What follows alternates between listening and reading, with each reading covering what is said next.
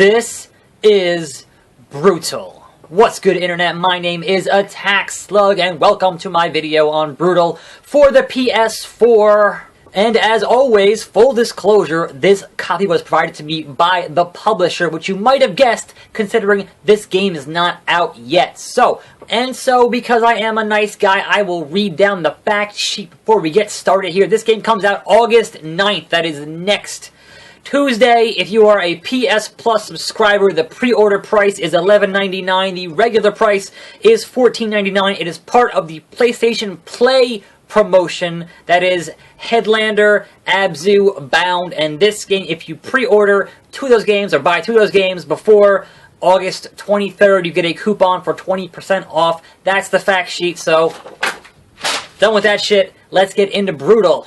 Now, normally, you guys know I don't do pre-release coverage because, number one, I am busy as fuck, and number two, I tend to like playing games after they come out just to see what other people think about them. But this publisher was kind enough to send me a copy, and as I keep saying, any publisher who is somewhat foolish enough to send me a copy of anything, I will attempt to play it here on the channel and give you my honest, unbiased opinion. This is Brutal. This game asks you two questions. Number one, do you recall ASCII games? And number two, it's 2016, what would that be like? So, I'm going to start a new dungeon here. This is a procedurally generated roguelike. They're taking that shit real literally. I'm going to choose the Amazon. I have not played as her yet. You can see here, I can actually put in my dungeon seed. I'm going to say my dungeon seed is attackslug.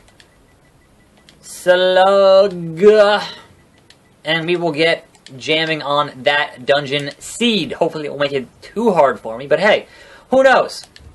So far, most of the heroes pretty much play very similar, but they have different perks they start out with. So, if you recall, if you're old like I am, and you played video games in the early 1980s, Rogue is the reason we have the roguelike genre. It was an ASCII game, it was turn-based, and it was a procedurally generated role-playing game. And you see there, I played every class, but this class had got a fucking achievement there. Anyway, or a trophy.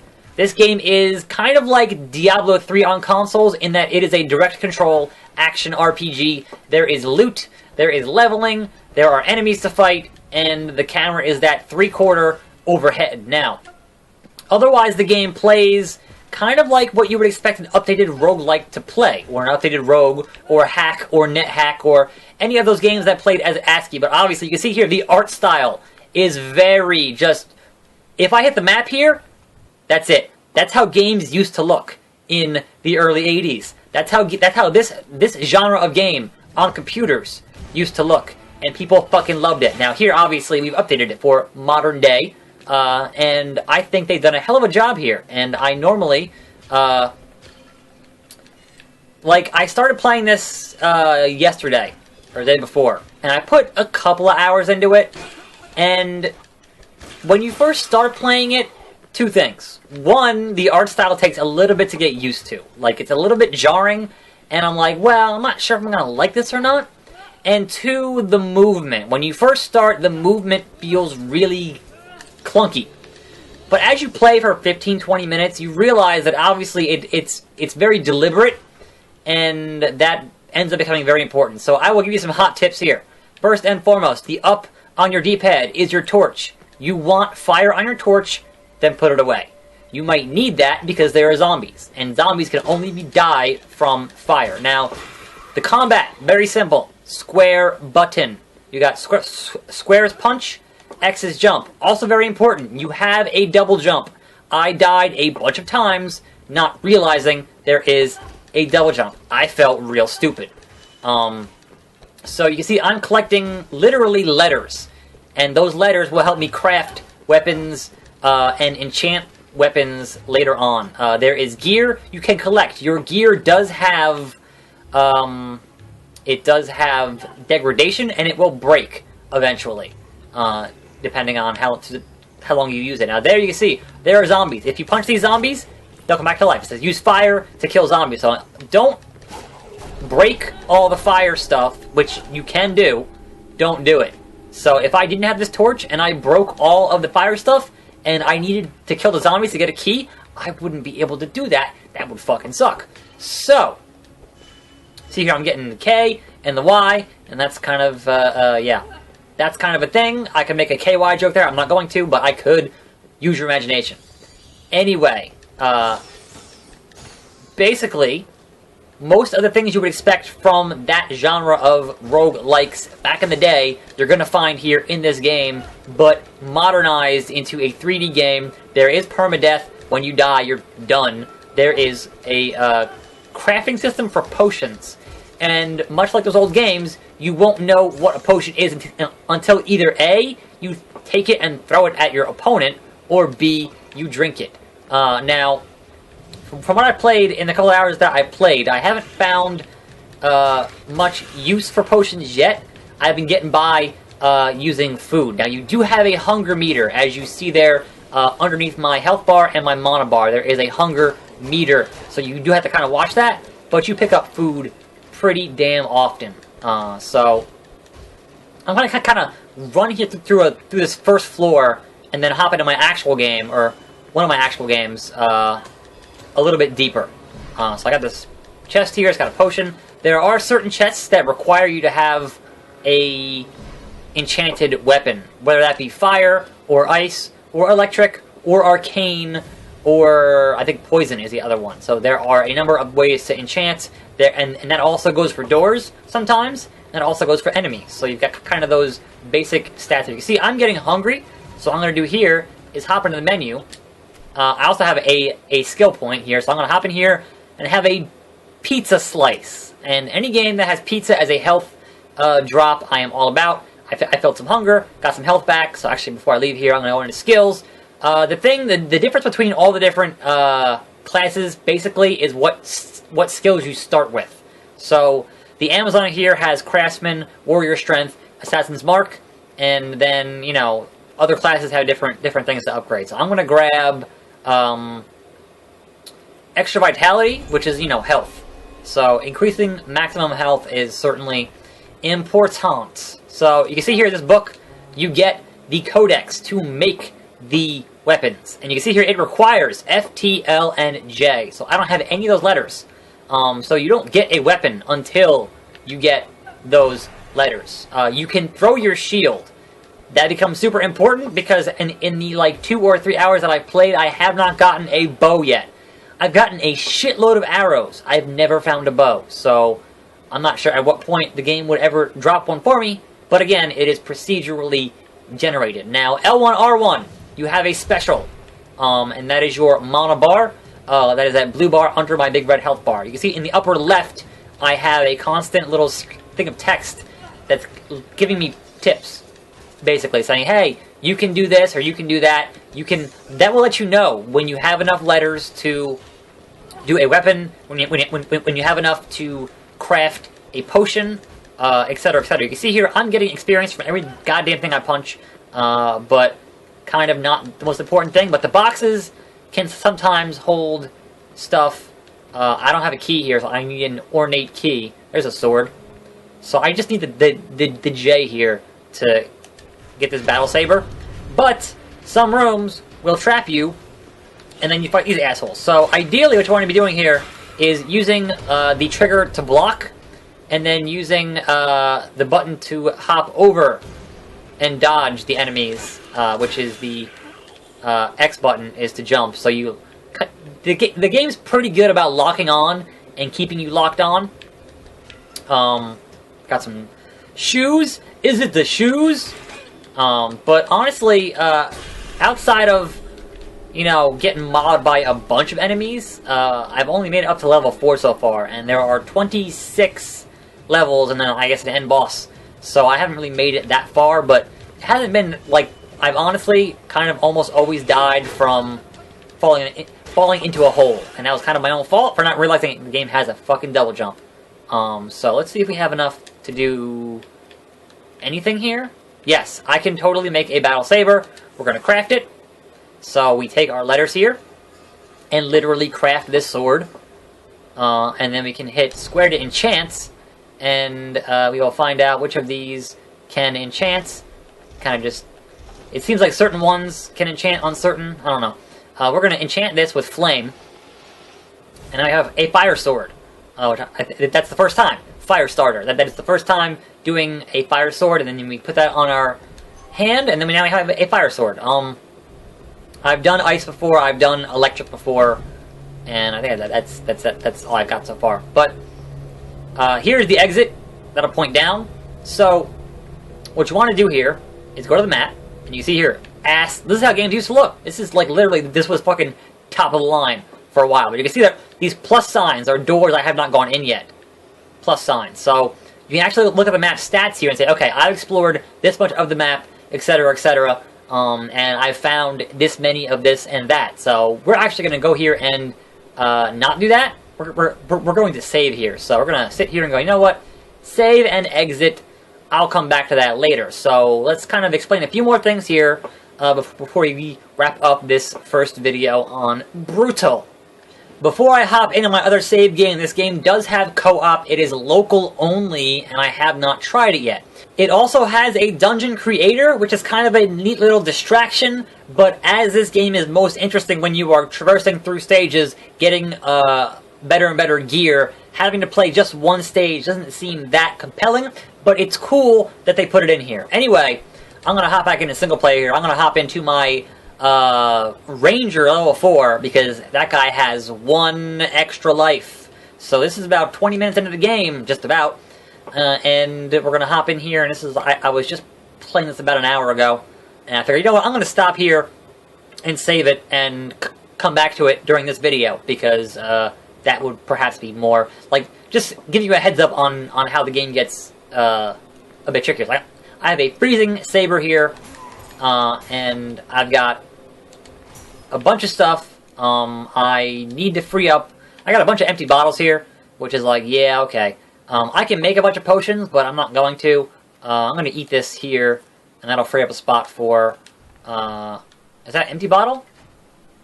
Yeah, I got a bunch of empty bottles I don't really need. So, perhaps at some point I will drop those, and a bunch of arrows that I don't really care about. So let's actually be like, you know what, hold on. I don't... torch in the top, yep. And then drop that.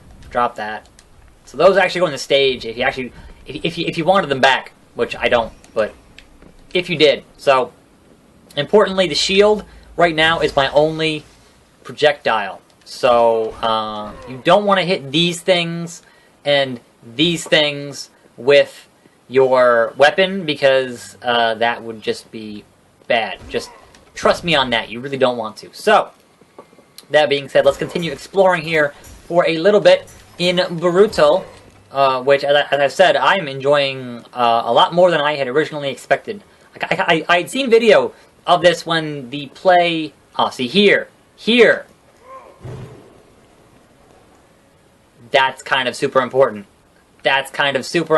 So we jump there, and we go, oh, very careful as it fucking falls. That's real bad. So, big guys, slide under them, and then hit them. You wait, you block, slide under them. I mean, it's the same thing as the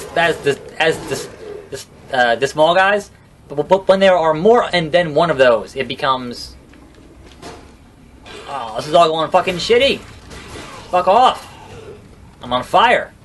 So these things, like, the arrows don't hurt you that much, but they can knock you into this poison, which totally will be a pain in my ass. So, my helm shattered there, which sucks. And you're not taking that much damage. But having the freeze sword will freeze your opponents. There are a number of variables here that do, come into play, and you gotta kind of be thinking about those at all times. This right here is the offering table, and I don't have any loot right now. The offering table seems pretty fucking random, because I've offered, I usually offer all of the money, right? So, I haven't seen any other real use for money yet, besides the offering table. So, I've offered 450 before, and got an extra life. I've offered 500 after that, and got nothing. They got mad at me. So, I don't know if it's just always an arbitrary number that they're looking for. This is all poison over here. Oh, shit. That's a problem. Yes, I froze him. Yes! Ice sword paying dividends. Paying big dividends. That is a health tree. And we keep moving on here. So, where are we? Alright, yes, we are on the right path here. And see, this right here, this is an ice wall. If I didn't have an ice sword, that wouldn't open. I'd be kind of boned. So, there are secret areas. I haven't really found any. But they are definitely in here. Oh, shit. And you definitely should pay attention at all times. Because that's kind of important. There's a chest. This chest I can't open. I don't have a flame weapon, unfortunately. Now, the question is, can I re-enchant? I don't actually know. I haven't tried it. So let's go into my sword here. Let's go to enchant weapon here and see if I have a different enchantment, which is fire. Nope, can't do it. Don't have it. I've got electric, which I also can't do. So yes, it is just currently ice. I don't really have much of an option there otherwise. And I have this spiked club, which I will totally craft here, just to show that stuff off again. We hit craft, all the letters just zoom in and get attached to it. And then I'll hit enchant here and be like, I want to make it. I don't have a fire thing. I can make it poisoned. I can do a poison club, but not a fire club. So we'll back out there. We're not going to use the club just yet. We'll actually put that on our other hand. Oh, okay. I don't have the warrior skill to use the club, so that was kind of a waste of my letters. These are things that you learn as you go along here in Brutal. There is certainly a learning curve on this stuff. Now, I got that Z there. I don't know if it's certain letters for certain weapons. I think that might be the case, because I certainly have red letters, and I can't use them. They're there, but I can't use them. So, like, only a red Y, I think, would do it? I don't know. Or perhaps you can only enchant something once. I'm not really sure on that, so that kind of is what it is. Anyway, map. I love how the map is so fucking seamless. Like, just zoop, zoop, zoop. It's like, it's just there. It's great. You can't obviously move when you're in the zoomed out thing, but it's still super neat, so I think overall this game is pretty cool. And now I'm in an area that looks like a map when you are a kid at Denny's or any other diner establishment. And certainly, as someone who lives in New Jersey, this is like the diner state. There are hella diners everywhere, and they're mostly pretty good. But yes, that is when you're a kid and you get the kids menu. There's a map on the thing, and you draw a little pencil thing to get to the end, because there's a maze to keep you occupied. Anyway, that's what that reminds me of. But those rooms are fairly common. Here we go again. So it's a good thing that those things you can do with a shield, because obviously I've never gotten a fucking bow and arrow yet. And do some of that. Gotta be careful here to not fall into the damn pit. That was real close. That was real close. So we'll consume this pizza. Hell yeah. Have a fish. Hell yeah. Hunger is satiated. Moving on. I should show the potion stuff before I quit here. So we'll get into that a little bit. So I will go in here. I will go into brew potion. Right? You get different ingredients to get different potions. And you can kind of spin around here, but you don't know what they do. So we're going to brew an orange potion. Obviously, I'm a attackslug, and I like orange. That's kind of my gimmick. Now, I could drink this, or I could throw it at an enemy. So we're going to take that second option there. We're going to put it in our right hand, and now we're holding it. And it's the same button to throw. So, these guys, throw it. That hit them. So that's the potion of the vampire's curse. I don't know what that means, but that's what it is. Fuck. They won't die. This is bad. Whatever that was, it's not good. Get back to the sword. First of all, okay, whatever it was, it wore off, so that's a good thing. But also zombies, and you gotta have fire for zombies. That's like super important, as it turns out. So unlock. Nope, I need an ornate key to open that door. There's poison over here. Got an R, big old blue R. And so there's 2 doors there. Do I have a key? Okay, yes. Simple key. So really, you can only fall. You can't fall off here. You can only fall off in these broken sections, from what I've seen so far. So don't worry about falling off the stage. Oops. As of yet, I did knock that guy into the poison. I'm assuming that would affect him, but I don't actually know. We gotta eat badly. Ranger needs food badly. And then we can level up here with a skill, extra inventory, or warrior strength. I'll do warrior strength. The ultimate warrior! So then, I can actually go in here and say, you know what, I want my fucking axe, or my club. And then I have a club. And it's a big club, and it hits hard. But it's not enchanted, because I wanted to give it fire, and I couldn't. So, there is that. Anyway, that seems... Oh, there's a key in there. So, unfortunately, gotta jump in there to get that key. Get poisoned a little bit. No big deal. And then kind of game... That's pretty much the game loop so far. I haven't seen any kind of mini-boss stuff. I haven't seen any kind of, you know, anything more than what you've already seen here in this video, but considering it is pretty much a modernized roguelike, or a modernized rogue, if you will, that to me is pretty damn cool. So certainly don't be surprised if I end up doing more videos on this, because honestly, I didn't expect this. Like this for me is like Randy Orton in an RKO. It's out of nowhere. So as I said, the game's out next week. It is out the 9th. It is out, so that's one week from now. And I don't know if it is out for other platforms. I know because it is part of the promotion for the PS4 Play thing, it's obviously going to be out on PS4 first. But like most indie games, it ends up, you know, they usually end up on other platforms here and there. So there is that. So I'm going to save here before I hop out. Because I think I might have more on this map here. Actually, no, I don't. 100% explored. I've missed 2 letters, but whatever. So let's actually pause it here, exit here, and kind of have some closing thoughts before I wrap things up here. This is Brutal. There are leaderboards. Leaderboards are weird because it counts the amount of enemies that you killed overall. It's not like, say, Spelunky, where it's if you beat the game, you get put on leaderboards in terms of your time or your gold. It is literally the most monsters killed. So obviously this game's not out yet. So my rank right now is 23. That won't last.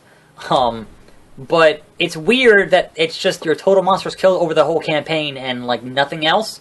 One would hope, you know, they'll add to it and perhaps we'll have a leaderboard that, you know, will depend on finishing the game. I don't know how hard it gets. I would assume, like most games in this genre, it gets pretty hard. But that being said, I am your host, attackslug. This is Brutal on the PS4. I think it's pretty neat, and I think I'm going to play some more of it. So until then, and until next time, and as always, more videos every day. See you next time, right here on this channel. And I'm out.